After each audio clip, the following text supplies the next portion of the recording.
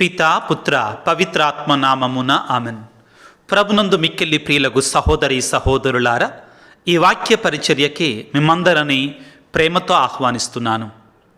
యోహాను సువార్త 2వ అధ్యాయము 7వ వచనము నుండి 11వ వచనము వరకు. ఆ బాణను నీటితో నింపుడు అని యేసు అక్కడ ఉన్న సేవకులతో చెప్పెను. అట్లే వారు వారిని అంచుల వరకు నింపిరి.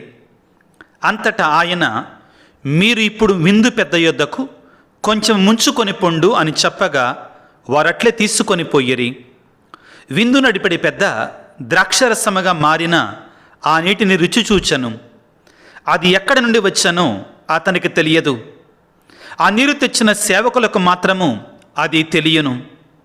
కనుక అతడు పెండ్లి కుమారుని పిలిచి, ఎవడైనను మొదట శ్రేష్టమైన ద్రాక్షారసమును ఇచ్చును, అందరూ మత్తుగా త్రాగిన పిమ్మట తక్కువ రకపు రసమును ఇచ్చును, కానీ నీవు శ్రేష్టమైన ద్రాక్షారసమును ఇప్పటి వరకు ఉంచితివి అని పలికెను.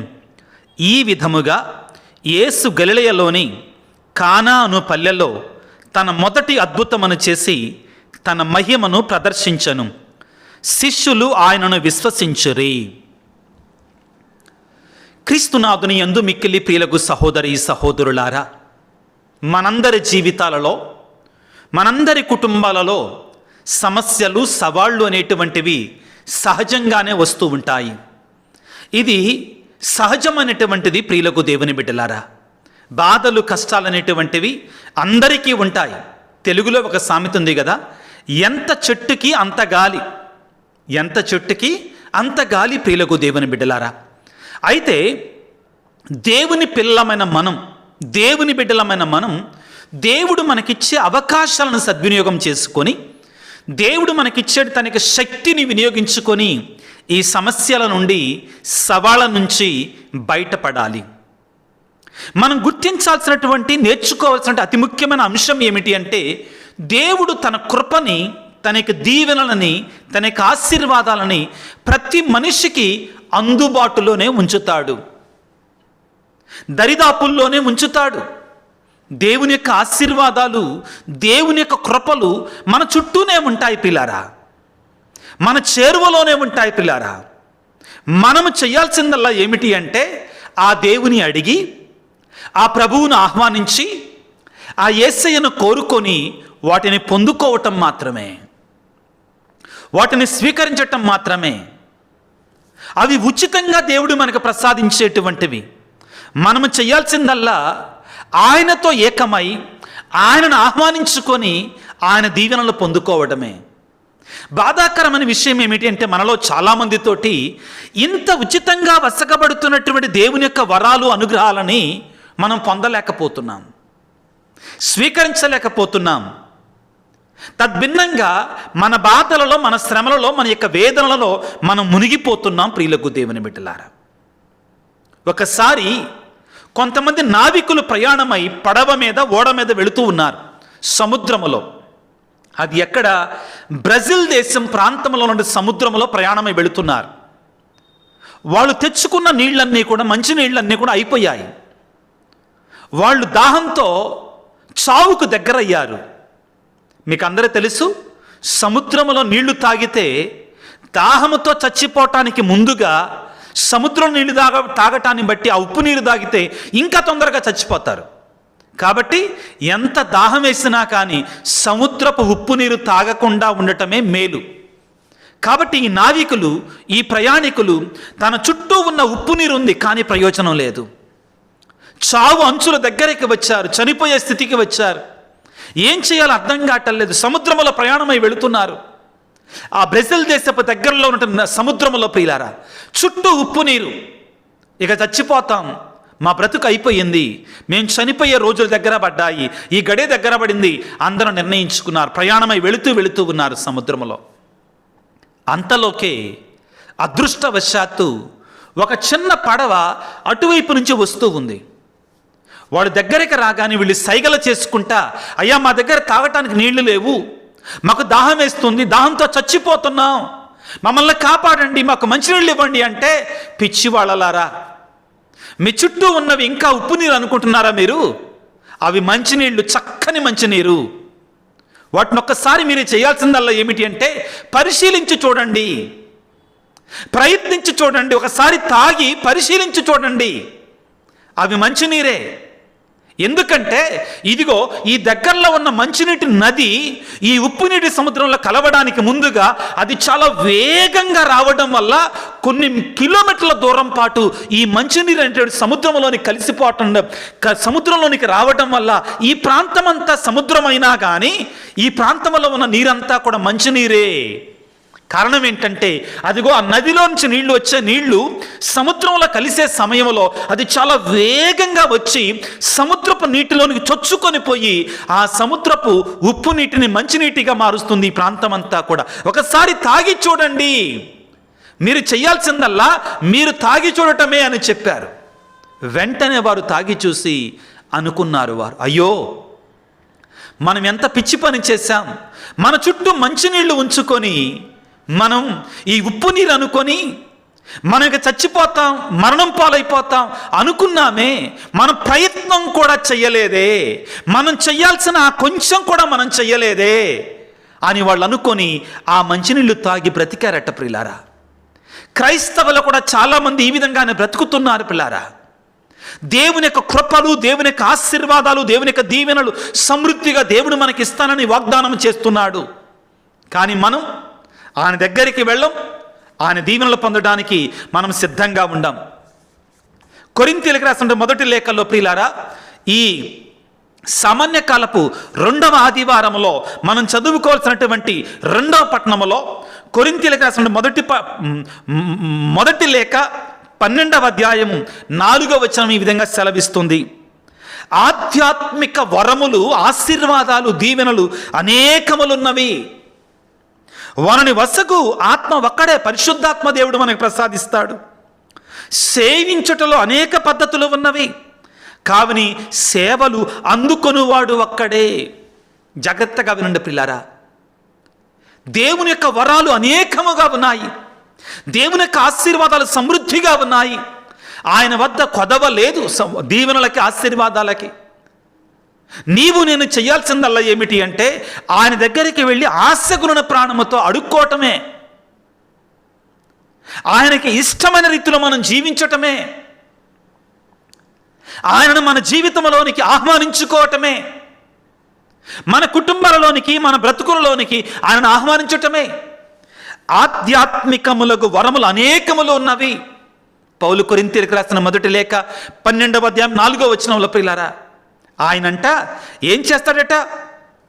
పౌలు కొరింథీయులకు రాసినటువంటి మొదటి లేఖ 12వ అధ్యాయం 11వ వచనంలో, వీటినన్నిటినీ చేయు ఆత్మ ఒక్కడే, తనకు ఇష్టమును అనుసరించి ఒక్కొక్కరికి ఒక్కొక్క వరమును అనుగ్రహిస్తాడు. ప్రియులారా, క్రైస్తవులమైన మనం వేరే వాళ్ళకి ఆ దీవెన ఉంది నాకు లేదు, వేరే వాళ్ళకి ఈ దీవెన ఉంది నాకు లేదు, వేరే వాళ్ళకి అది ఉంది, ఆ ఆస్తి ఉంది నాకు లేదు అని బాధపడాల్సిన అవసరం లేదండి. ఎందుకంటే నువ్వు అడిగి తీసుకోవచ్చు దేవుని దగ్గర నుంచి, దేవుని సంతోషపెట్టి తీసుకోవచ్చు. ప్రియులారా, దేవుని సంతోష పెట్టగలిగితే, దేవుడు సంతోషపడే జీవితాన్ని నువ్వు జీవించగలిగితే దేవుని యొక్క ఆశీర్వాదాలు నీకు ఇస్తాడు. మనందరం కూడా కానాపల్లి పెళ్లి గురించి, అక్కడ యేసు ప్రభు చేసిన అద్భుతాన్ని గురించి ధ్యానం చేసేటప్పుడు మనం ఎక్కువసార్లు దేని గురించి ఆలోచిస్తామండి? మరియ తల్లి యొక్క మధ్యస్థ ప్రార్థన. నిజమే, తప్పనిసరిగా మరియ తల్లి ఆనాడు ఆ వివాహంలో ఉంది కాబట్టి ఆ తల్లి యొక్క మధ్యవర్తిత్వం అనేటువంటిది అక్కడ మనకు కనబడుతుంది. అయితే ఈనాడు ముఖ్యంగా మరొక కోణము నుండి ఈ కానాపల్లి పెళ్లిలో జరిగిన అద్భుతాన్ని ధ్యానం చేయడానికి ప్రయత్నం చేద్దాం. ఏమిటి అంటే ఆ పెళ్లివారు యేసు ప్రభువుని ఆహ్వానించే అంశాన్ని, ఆ వివాహం జరిగినట్టు సందర్భంలో వారు యేసు ప్రభువుని ఆహ్వానించుకున్నారు, మరియ తల్లిని ఆహ్వానించుకున్నారు. ఈ రోజుల్లో లాగానే ఆ రోజుల్లో కూడా యేసు ప్రభు ఈ లోకంలో జీవించినట్టు దినాలలో కూడా అక్కడ కూడా ఎన్నో పెళ్ళిళ్ళు జరిగి ఉంటాయి. ఆ కానాపల్లెల్లో కూడా ఎన్నో పెళ్ళిళ్ళు జరిగి ఉంటాయి. నిజమే ప్రియులకు దేవుని బిడ్డలారా, నేను వెళ్ళాను ఆ కానా అనే పల్లెకి, అక్కడ కూడా ఎన్నో పెళ్ళిళ్ళు జరిగి ఉంటాయి, కాదనడు. కానీ అన్ని పెళ్ళిళ్ళలో కూడా చిన్న చిన్న సమస్యలు, పెద్ద పెద్ద సమస్యలు వచ్చి ఉంటాయి. కానీ ఆ పెళ్ళిళ్ళకి, ఆ వివాహాలకి, ఈ వివాహానికి ఉన్న తేడా ఏమిటి అంటే, ఈ వివాహంలో ఉన్నవాడు యేసుప్రభుని ఆహ్వానించుకున్నారు, యేసుప్రభుని తన కుటుంబానికి ఇన్వైట్ చేసుకున్నారు, మరియ తల్లిని ఆహ్వానించుకున్నారు. మనం కూడా చేయాల్సింది అదే. మనం చేయాల్సిన చిన్న ప్రయత్నం ఏమిటి? ప్రార్థనలో విశ్వాసముతో యేసు ప్రభువుని మన కుటుంబాలలోనికి ఆహ్వానించుకోవాలి. యోహాను సువార్త 2వ అధ్యాయము 1వ వచనము నుండి 3వ నాడు గలిలయలోని కానాపల్లెలో ఒక పెళ్లి జరిగెను. యేసు తల్లి అచ్చట ఉండెను. జాగ్రత్తగా వినండి. ఇప్పుడు యేసు ఆయన శిష్యులను ఆ వివాహమునకు ఆహ్వానించబడిరి. ప్రియమైనటి క్రైస్తవుడా, ప్రియమైన క్రైస్తవ బిడ్డ, నీ కుటుంబంలో ఈ కార్యము జరుగుతుందా? నీ కుటుంబంలో ఈ ఆధ్యాత్మికమైనటువంటి క్రియ జరుగుతుందా? ఏమిటి? యేసు ప్రభువుని, మరియ తల్లిని నీ ఇంటిలోనికి ఆహ్వానించుకుంటున్నావా? ఆత్మ పరిశీలన చేసుకో ప్రియులారా. ఈరోజు మనం ఈ కానాపల్లి పెళ్లిలో యేసు ప్రభువు నీటిని ద్రాక్షారసముగా మార్చటాన్ని మనం చూస్తున్నాం. ఎటువంటి ద్రాక్షారసము? శ్రేష్టమైన ద్రాక్షారసముగా మార్చటాన్ని మనం చూస్తున్నాం. మనం చదువుకున్న వాక్యములో యోహాను సువార్త 2వ అధ్యాయం 10వ వచనములో ఆ పెళ్లి పెద్ద, విందు పెద్ద పెళ్లి కుమారునితో ఈ విధంగా అంటున్నాడు, ఎవడైనను మొదట శ్రేష్టమైన ద్రాక్షారసమునిచ్చును, అందరూ మత్తుగా తాగిన పిమ్మట తక్కువ రకరసమునిచ్చును, కానీ నీవు శ్రేష్టమైన ద్రాక్షారసమును ఎప్పటి వరకు ఉంచితివి? యేసు ప్రభు ప్రియులరా సమృద్ధి ఇచ్చేటువంటి వాడు, శ్రేష్టమైన దీవెనలు ఇచ్చేటువంటి వాడు, అరకొర పనికిరానటువంటి దీవెనలు ఇచ్చేటువంటి వాడు కాదు, సమృద్ధిని, శ్రేష్టమైనటువంటి వాటిని ఇచ్చేటువంటి వాడు. యేసు ప్రభు మెస్సయ్య రాకడకి ఒక సూచన ఏంటంటే ద్రాక్షారసం ప్రియులారా. ద్రాక్షారసం పాత నిబంధన ప్రవచనాలలో మెస్సయ్య రాకడ సమయంలో సంతృప్తికరమైనటువంటి భోజనము, శ్రేష్టమైన ద్రాక్షారసము నేను నా బిడ్డలకు ఇస్తానని దేవుడు వాగ్దానం చేశాడు అద్భుత రీతిగా. యెషయా గ్రంథము 55వ అధ్యాయములో 1వ వచనం ఈ విధంగా రాయబడి ఉంది, దప్పిక కొనిన వారెల్లరూ నీటి చెంతకు వచ్చి, ధనము లేకను వారు వచ్చి ధాన్యమును ఆరగింపుడు, రెండు ధనమియకయే ద్రాక్షారసమును పాలను కొనండి. ఏమంటున్నాడు? మీరు డబ్బు ఇవ్వకుండానే, ధనం ఇవ్వకుండానే ద్రాక్షారసం అనేటువంటి పాలను మీరు కొని తాగండి. ఈ మాట మెస్సయ్య యొక్క రాకడకు సూచన, సాదృశ్యం ప్రియులారా. మెస్సయ్య రాకడలో ఏం జరగబోతుంది అనే దానికి ఇవి గుర్తులుగా నిలబడతాయి ప్రియులకు దేవుని బిడ్డలారా. ఏంటి? శ్రేష్టమైనటి ద్రాక్షారసాన్ని దేవుడు ఇస్తానని వాగ్దానము చేయడం. సామెతల గ్రంథము 9వ అధ్యాయము 2వ వచనాన్ని మనం చదువుకుంటే విజ్ఞానము అనే స్త్రీమూర్తి గురించి మనం వింటాం. ఇక్కడ విజ్ఞానము అంటే ఎవరో కాదు, యేసు ప్రభువే. ఏమని ఉంది? విజ్ఞానమను స్త్రీమూర్తి తన భవనమును నిర్మించి 7 స్తంభములను నెలకొల్పెను. ఆమె వేట మాంసము వండి సుగంధ ద్రవ్యములు కలిపిన ద్రాక్షారసముతో సిద్ధము చేసిన భోజన పదార్థములు తయారు చేశాను. ఇవన్నీ కూడా మెస్సయ్య రాకడ కొరకై ప్రవచించిన ప్రవచనాలు ప్రియులారా. ఆ ప్రవచనాలన్నీ కూడా ఈనాడు యేసు ప్రభు నీటిని ద్రాక్షారసముగా మార్చినటువంటి అద్భుతములు నెరవేర్చబడుతున్నాయి. అదేవిధంగా నీరు, ద్రాక్షారసం అన్ని రెండిటికీ కూడా కథోలిక విశ్వాసములో, క్రైస్తవ విశ్వాసములో గొప్ప పరమార్థం ఉంది ప్రియుల. జాగ్రత్తగా ఆలకించండి నాతో పాటు. నీరు మానవత్వానికి, ద్రాక్షారసము దైవత్వానికి గుర్తుగా ఉంటాయి. కాబట్టి క్రీస్తు భగవానుడు నీటిని ద్రాక్షారసముగా మార్చటము ద్వారా తన మానవత్వాన్ని, దైవత్వాన్ని రెంటినీ కూడా అక్కడ మనకు చూపిస్తున్నాడు.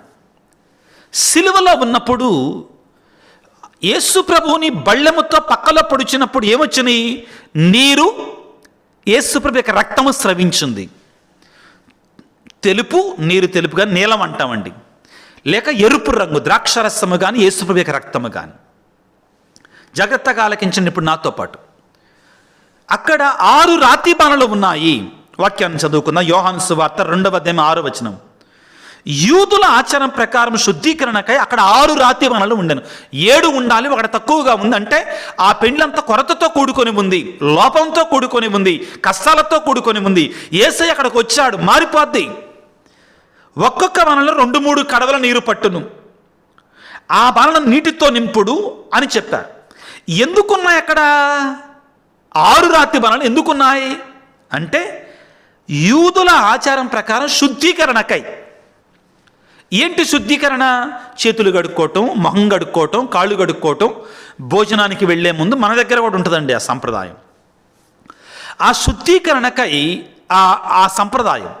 పాతకాలంలో నేను చిన్నపిల్లవాడిగా ఉన్నప్పుడు పెళ్ళిళ్ళకి వెళ్ళినప్పుడు, భోజనానికి వెళ్ళినప్పుడు అక్కడ నీళ్లు ఉంటాయండి. కాళ్ళు, చేతులు, మొహం కడుక్కునేవాళ్ళు. అవునండి, గ్రామాలలో ఈ శుద్ధి అది కడుక్కోకపోయినా ఏం కాదులే, కుదరదు. అది ఒక ఆచారంగా it has become a rule, it has become a tradition. ఆచారంగా మారిపోయింది, కంపల్సరీ కడుక్కోవాల్సిందే.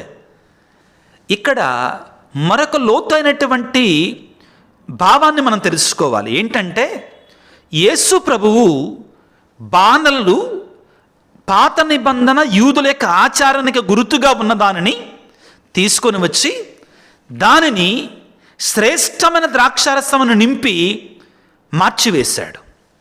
మరొకసారి, పాత నిబంధనకు గుర్తుగా ఉన్నటువంటి, పాత నిబంధన ఆచార సంప్రదాయాలకు గుర్తుగా ఉన్నటువంటి ఆ బాణల్ని క్రీస్తు ప్రభు నూతన నిబంధన మెస్సయ్య రాకడకే గుర్తుగా ఉన్నటువంటి ద్రాక్షారసానికి, ఆయన సిలువలో కార్చబోయేటువంటి తన రక్తానికి సాదృశ్యంగా ఉన్నటువంటి ద్రాక్షారసముగా మార్చాడు. తద్వారా యేసుప్రభు ఏం చేస్తున్నాడు? ఈ సంఘటన ద్వారా పాత నిబంధన ఆచారాలని, పాత నిబంధన కట్టుబాట్లని తీసివేసి తన యొక్క రక్తము ద్వారా, తాను ఎటువంటి బలి ద్వారా మానవాళిని తృప్తిపరచబోతున్నాడు, రక్షించబోతున్నాడు, కాపాడబోతున్నాడు అనే దానికి సూచనగా ఇక్కడ మనకు కనబడుతున్నాయి పిల్లారా. దీన్ని మనం అర్థం చేసుకోవాలి. ప్రభునందు మిక్కిలి ప్రియులకు సహోదరి సహోదరులారా, మనందరం కూడా గుర్తుపెట్టుకోవాల్సిన విషయం ఏమిటి అంటే దేవుని యొక్క వరాలు, దేవుని యొక్క దీవెనలు, దేవుని యొక్క ఆశీర్వాదాలు మనకు చేరువలోనే ఉన్నాయి, అందుబాటులోనే ఉన్నాయి. మనం అడిగితే చాలా ఆయన మనకిస్తాడు. మనం చేయాల్సిందల్లా ఏమిటి? ఆయన వద్దకు వెళ్ళి ఆయనను మన దగ్గరికి రమ్మనుకోవాలి. మన జీవితం శ్రమలమయంగా, బాధలమయంగా, కొరతలమయంగా, కలతలమయంగా ఉంటే ఆయన దానిని సమృద్ధిగా, దీవెనకరంగా, ఆశీర్వాదకరంగా మారుస్తాడు. వాక్యాన్ని చదువుకుంటే కీర్తన 51:11 వచనంలో దావీదు మహారాజు అంటాడు, దేవా నీ పరిశుద్ధాత్మను నా నుండి తీసివేయకయ్యా. వేడుకోవాలి, అలవాటు చేసుకోవాలి, ప్రార్థన చేసుకోవాలి, మనం నేర్చుకోవాలి పిల్లారా. కుదరదు, నా చేత కాదంటే కుదరదు. అడగాల ఆయన్ని, అయ్యా నేను పాపినయ్యా, నా నుండి నువ్వు వెళ్ళమాకయ్యా, నాతో నువ్వు ఉంటే పరిశుద్ధాత్మ ఉంటాడు. పరిశుద్ధాత్మ నాతో ఉంటే మనం చదువుకున్నాం కదా 1 కొరింథీ పత్రిక 12వ అధ్యాయం 4వ వచనంలో, అనేక వరములు ఉన్నాయి ఆయన దగ్గర, సమృద్ధి అయిన దీవెనలు ఉన్నాయి ఆయన దగ్గర, మనకు అన్నీ ఇస్తాడు ఆయన. మనం చేయాల్సింది ఆహ్వానించుకో, వేడుకో, ప్రార్థన చేయి. 51వ కీర్తనలో 11వ వచనంలో, దేవా నన్ను నీ సన్నిధి నుండి గెంటివేయకయ్యా, నీ పరిశుద్ధాత్మను నా నుండి తీసివేయకయ్యా. నీ పరిశుద్ధాత్మను నా నుండి అడుగు, అడగాలి, ప్రార్థన చేయాలి. ప్రభు ఏమంటాడు? అడుగుడి మీకు వసగబడును, మత్తయి 7:7లో చెప్తాడు కదా. ఆయన పెట్టుకున్న రూల్ అది. నువ్వు అడగాలి, ఆహ్వానించు, రమ్మను యేసయ్య నీ దగ్గరికి. నువ్వు అడగకుండా, నువ్వు ఆహ్వానించకుండా, నీ ఇంట్లో నీకు పిలవకుండా ఆయన రాడు. ఆయనకి మొహమాటం ఎక్కువ. ఆయన ఒక సిద్ధాంతాన్ని పెట్టుకున్నాడు, నువ్వు పిలిస్తేనే నేను వస్తా, నువ్వు అడిగితేనే నేను ఇస్తా. నువ్వు ఆహ్వానించకుండా, నువ్వు అడగకుండా నీకు ఇవ్వడు. ఎందుకంటే దర్శన గ్రంథం 3వ అధ్యాయం 20వ వచనంలో అదే చెప్తున్నాడు. నేను తలుపు దగ్గర నిలబడి కొడతన్నా, తలుపు దగ్గర నిలబడి తడుతున్నా, నీకు ఇష్టమైతే నన్ను రమ్మను, అప్పుడు నీ జీవితాన్ని మారుస్తా.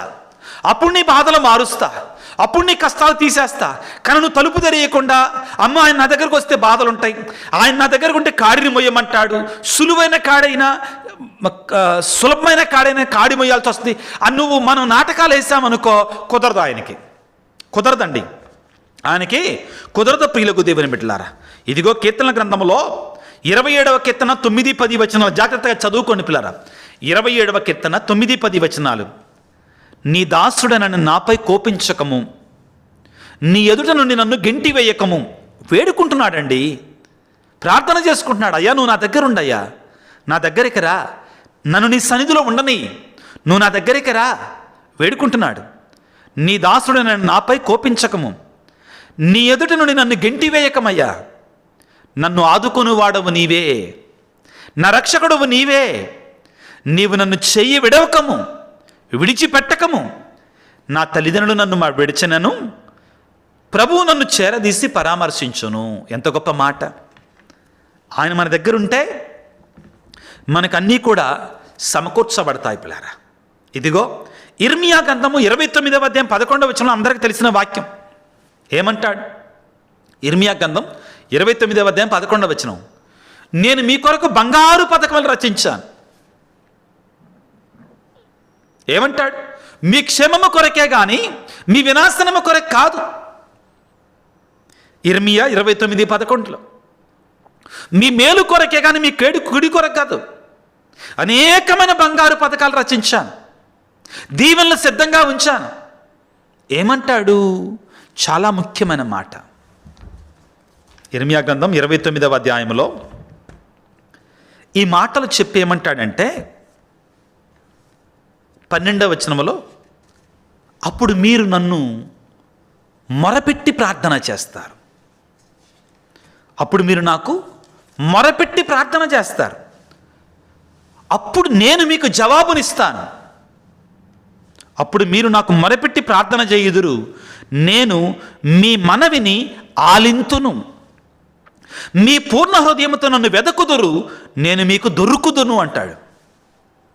దేవుని దీవెనలు, దేవుని యొక్క ఆశీర్వాదాలు మనకు కావాలంటే ఆయన వెతకాలి, ఆయనకి మొరపెట్టి ప్రార్థన చెయ్యాలి. అప్పుడు ఆయన వస్తాడు మన దగ్గరికి, అప్పుడు మనల్ని దీవిస్తాడని. ఎలాగ ఆహ్వానించాలి ఆయన? మనం దివ్య బలి పూజలో పాల్గొని ఆహ్వానించుకోవాలి, దివ్య సప్రసాదాన్ని స్వీకరించి ఆహ్వానించుకోవాలి, దివ్య సప్రసాద ఆరాధనలో పాల్గొని ఆహ్వానించుకోవాలి, ప్రార్థన ద్వారా ఆహ్వానించుకోవాలి, వాక్యము ద్వారా ఆహ్వానించుకోవాలి, ఇతరులకి సహాయం చేయటం ద్వారా ఆహ్వానించుకోవాలి యేసయ్యను మనలోనికి. చాలా ముఖ్యం. ఎలా ఆహ్వానించేది యేసయ్యను నాలోనికి? బలి పూజలో పాల్గో, అడుగు యేసయ్యని. దివ్య సప్రసాద రూపంలో నీలోనికి వేంచేసి వస్తాడు. అడుగు యేసయ్యను, వాక్కు రూపంలో నాలోనికి రమ్మని, వాడు నాతో మాట్లాడమని అడుగు. ప్రార్థనా జీవితంలో నీవు, ప్రభు అంటాడు, ఎవరు నా యందు ఉండునో నేను ఎవని యందును ఉండునో వాడు అధికముగా ఫలిస్తాడు, వాడి కొదవలేదు. ప్రియులారా, దేవుని యొక్క దీవెన మన చుట్టూ, మన చేరువలో, మన దగ్గరలోనే ఉన్నాడు. ప్రభువు మీ చేరువలోనే ఉన్నాడు చెప్తాడు కదా. ప్రభువు మీకు దగ్గరలోనే ఉన్నాడు, ఆహ్వానించు. కానా పెళ్లి వారు చేసినటువంటి గొప్ప కార్యం అదే, ఆహ్వానించుకోవటం. ఆహ్వానించుదాం ప్రియులారా. ఇతరులకి సహాయం చేయటం ద్వారా కూడా యేసయ్యను ఆహ్వానించుకోవాలి. మనం కూడా కానాపల్లి పెళ్లివారి వలె యేసయ్యను ఆహ్వానించుకుందాం. యేసయ్య, మా జీవితాలలోనికి వేంచేసిరా, మా బ్రతుకులలోనికి వేంచేసిరా, మా జీవితాలను మార్చయ్యా, మరి బ్రతుకులను మార్చు, మా కష్టాలను మార్చు, మా కడగలను మార్చయ్యా అని తలలో వంచి వేడుకుందాం, ప్రార్థన చేసుకుందాం. సర్వశక్తిమంతుడా, సర్వోన్నతుడా, ప్రేమామయుడా, ఈనాడు కానాపల్లి పెళ్ళి అద్భుతాన్ని మా ముందు ఉంచి ఆ వివాహం వారు నిన్ను ఆహ్వానించినటువంటి ఆ పవిత్రమైన కార్యాన్ని మా ముందుంచినందుకు మీకు స్తోత్రాలు తండ్రి. మా జీవితాలలో మేము నిన్ను ఆహ్వానించుకొని నీ దీవెనలు పొందులాగున, నీ ఆశీర్వాదాలు పొందులాగున మమ్మల్ని దీవించండి. ఎంతోమంది మాలో ప్రభు క్రైస్తవులమని చెప్పుకుంటూనే మీరు మాకు చేరువలో ఉన్నారని, మా కొరకు అద్భుతమైన పథకాలు రచించారని, అనంతమైన దీవెనలు సిద్ధంగా ఉంచారని, పరిశుద్ధాత్మ దేవుడు అనేక వరాలు ఇవ్వడానికి సిద్ధంగా ఉన్నాడనే సత్యాన్ని మేము మరిచిపోతున్నామయ్యా. నిన్ను ఆహ్వానించుకోవటల్లా, నిన్ను వేడుకోవటల్లా లోకం వెంట పరిగెడుతున్నాం. లోకం సంతోషం అవుతుందని ఆశపడుతున్నాం. చివరికి మా ఆశ అడియాశలుగా మారిపోతున్నాయి. మా ఆశలు నిరాశలుగా మారిపోతున్నాయ్యా. మాకు నేర్పించు తండ్రి. నిన్ను ఆహ్వానించుకొని నీ ఆనందంలో నింపబడిలాగున, నీ కృపలో బలపడిలాగున, నీ చేత దీవించబడిలాగున మమ్మ దీవించండి. ఈనాడు ప్రత్యేకమైన రీతిలో ప్రభువా బిడ్డలందరి కొరకై వేడుకుంటున్నాను. ఈ యూట్యూబ్ ద్వారా నీ బిడ్డలు ప్రభువా ఎవరైతే ఈ వాక్య పరిచర్యలో పాల్గొంటున్నారో నీ బిడ్డలందరినీ ప్రభువా నీ దాసునిగా నీకు అప్పజిస్తున్నాను. వారి కొరకే ప్రార్థిస్తున్నాను ప్రభువా. హెబ్రీ పత్రికలో 5వ అధ్యాయంలో యాజకుడు ఏ విధముగా ఉండాలి, గురువు ఏ విధంగా ఉండాలి నాకు బోధించావు. యాజకుడు అనేటువంటి వాడు తన కొరకు, అదేవిధంగా దైవ ప్రజలందరి కొరకై ప్రార్థించే మధ్యవర్తిగా ఉండాలి అని పలికావు. ఇదిగో నీవు ప్రవక్తల ద్వారా సెలవిచ్చావు తండ్రి. ఇదిగో నా ప్రవక్తలు ప్రజల కొరకే మొరపెట్టి ప్రార్థించగా నేను వారి మొరను ఆలకించనా అని పలికావు. నేను ఒక సేవకునిగా, యాజకునిగా, ఒక ప్రవక్తగా, నీ అభిషిక్తునిగా ప్రభువా ఎవరైతే ఈ యూట్యూబ్ పరిచర్యలో పాల్గొంటున్నారో మా కోసం ప్రార్థన చేయమని ఆశతో ఎదురు చూస్తున్నారు. నీ బిడ్డలందరి కొరకే ప్రార్థిస్తున్నాను తండ్రి. మోషే అలనాడు ఇశ్రాయేలు ప్రజల కొరకే ప్రార్థించిన రీతిగా ప్రభువా నేను నీ బిడ్డల కొరకే ప్రార్థిస్తున్నాను ప్రభువా. అలనాడు ప్రభువా సాముయేలు ప్రవక్త నీ బిడ్డల కొరకే ప్రార్థించిన రీతిగా నీ బిడ్డల కొరకే ప్రార్థిస్తున్నాను తండ్రి. అలనాడు ప్రభువా ఏలియా నీ బిడ్డల కొరకే ప్రార్థించిన రీతిగా, నీ సంఘపు బిడ్డల కొరకే, ఇశ్రాయేలు ప్రజల కొరకే ప్రార్థించిన రీతిగా ఈనాడు నేను నీవు నాకు అప్పగించినటువంటి ఈ యూట్యూబ్ కుటుంబం కొరకై, బిడ్డలందరి కొరకై వారి బాధలు, కష్టాలు, శ్రమలని నావిగా చేసుకొని నీ పాదాల స్థానంలో ఉంచుతున్నాను ప్రభువా. నీ బిడ్డలందరిని దీవించండి, ఆశీర్వదించండి. పరలోకమందున్న మీ తండ్రి మీరు అడగక పూర్వమే మీకేం అవసరం ఉన్నదో అని నీవు చెప్పినా కానీ అడగండి నేను మీకు ఇస్తానని పలికిన దేవా, అనారోగ్యముతో బాధపడుతున్నా, దీర్ఘకాలిక వ్యాధులతో బాధపడుతున్న వారందరి కొరకై నేను ప్రత్యేకంగా ప్రార్థన చేస్తున్నాను. ఈ మధ్య కాలంలో ప్రభువా ఇదిగో నేను ఔటపల్లి దివ్యబలి పూజ సమర్పించడానికి వెళ్ళినప్పుడు ఒక 2-3 నాతో ముఖ్యంగా అయ్యా మాకు క్యాన్సర్ వ్యాధి ఉందయ్యా, మా కోసం ప్రార్థన చేయండి అయ్యా, దయచేసి మా కోసం ప్రార్థన చేయండి అయ్యా అని వేడుకున్నారు. వారిని జ్ఞాపకం చేసుకుంటున్నాను తండ్రి. నాన్న ఈ రోజున ప్రత్యేకంగా ఈ యూట్యూబ్ పరిచర్య నడవడం కొరకై ఆర్థికంగా సహాయం చేస్తున్నటువంటి ఒక కుటుంబం కొరకై ప్రార్థన చేస్తున్నాను. వారి పేరు చెప్పవద్దనని అడిగారు కాబట్టి వారిని గౌరవిస్తూ తండ్రి వారి కుటుంబం కొరకై, వారి కుమారుల కొరకై, వారు చేస్తున్న సమస్తమ కొరకై వారి కొరకై ప్రార్థిస్తున్నాను తండ్రి. అనారోగ్యంతో బాధపడుతూ మా కొరకే ప్రార్థించండి స్వామి అని ఇదిగో ఈ వీడియో క్రింద ఎవరైతే మెసేజ్లు ఉంచుతున్నారో వారందరిపై నీ శిలువ రక్తాన్ని ఉంచండి. నీ పరిశుద్ధాత్మ శక్తిని వారిపై ఉంచి అభిషేకించండి. వారి వ్యాధుల నుండి, రోగాల నుంచి తీసివేసి నయము చేసి వారిని నీకు సాక్షులుగా నిలబెట్టుకోండి.